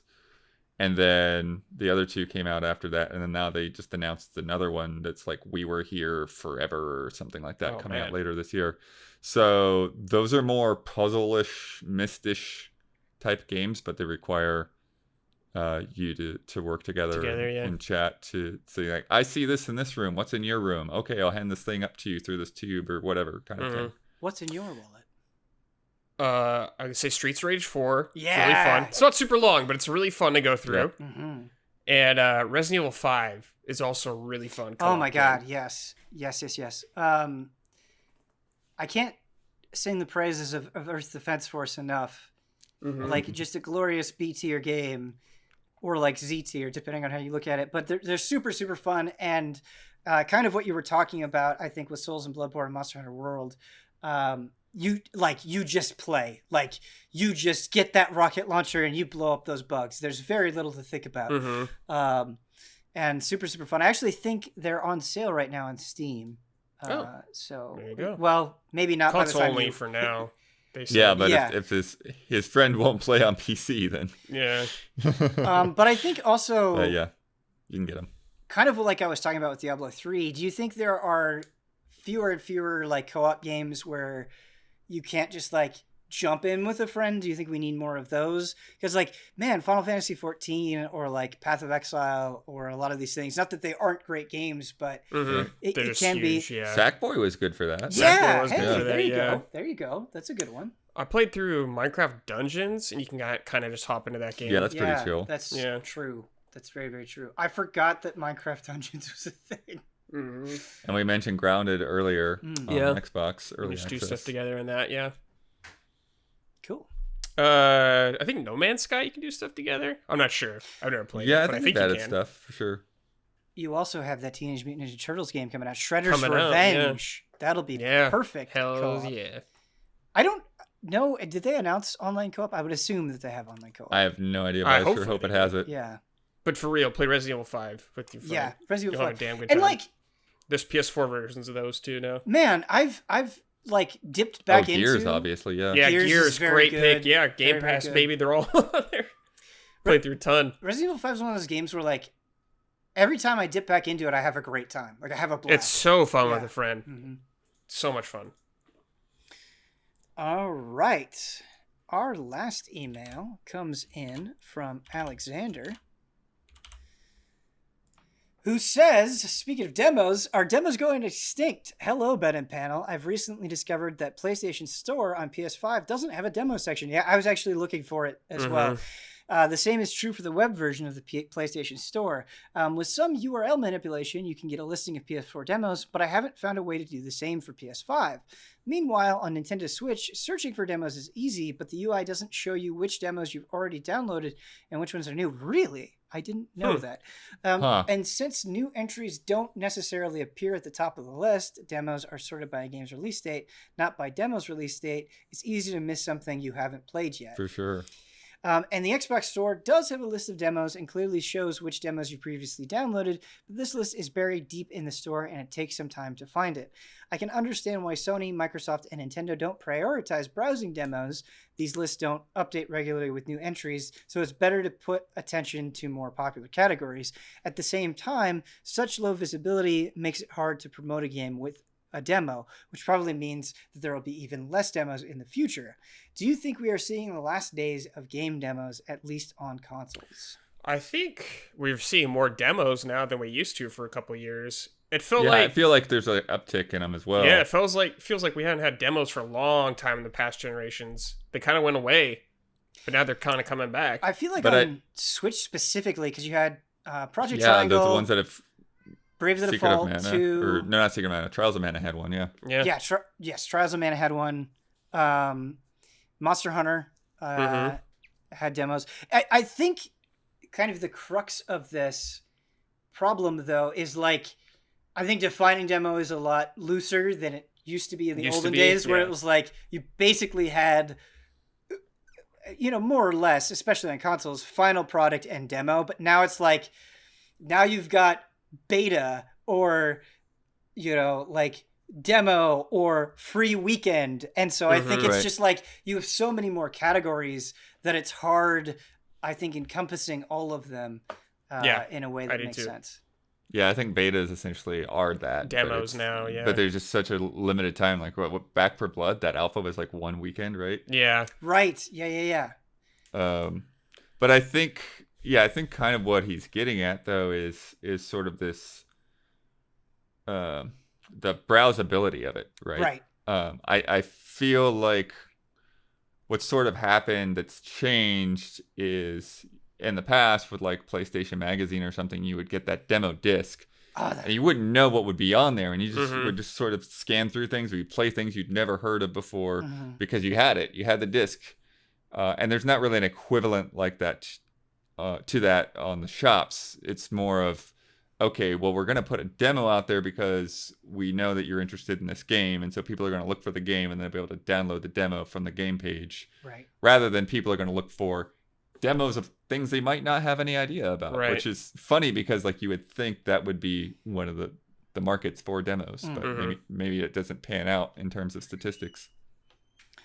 I definitely love demos. I have a lot of nostalgia for demos. I made a video about demos. But yeah, it's interesting because I think demos really indicate how much things have changed.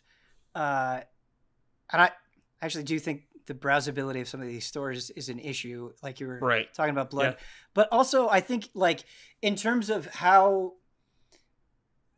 announcements work now, right? Because you and I, Blood, were talking about how like game announcements feel like they're happening every week, and it feels like publishers are trying to like make everything they can like its own announcement. So like rather than just like slapping a demo on the store, they want to be like, oh, and you can download the demo now, right? I feel like you see that happen sometimes during like Nintendo Directs or something, or they want to make Resident like Evil 8, baby. Right, exactly. Resident Evil 8 is a perfect example. They want to make everything an event, and so I think they want to make it feel more singular in that sense, where it's like, go get it right now. Just look for this thing specifically. And so I wonder if that has something to do with that. Yeah, as well. sometimes demos can be still super hype nowadays. Like, think about the Final Fantasy VII Remake demo when that came out. Yep. That was super big. Like, RE8 was super big. Yep. Yeah. Well, yeah, I remember, people streamed those like multiple times. Just kept going through it. Yeah. Mm-hmm.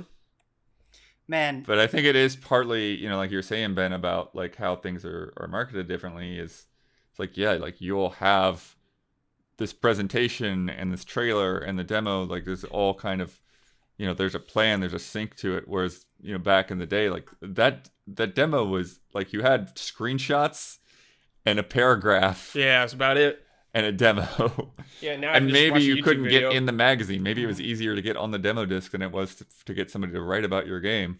Man, I remember getting salty as a kid, and maybe I just like missed it, but I feel like sometimes demo discs were super misleading, where I would get a demo disc and I'd be like, oh, I can't wait to play this, but it was just a video for the game. It wasn't actually a playable demo. Right, yeah. Oh, that was bad. Man, demos were so hype back then, dude. PlayStation like, Underground. I mean, like, how many people bought Zone of Enders for just MGS2 demo? Everyone. Like, everyone. Everyone.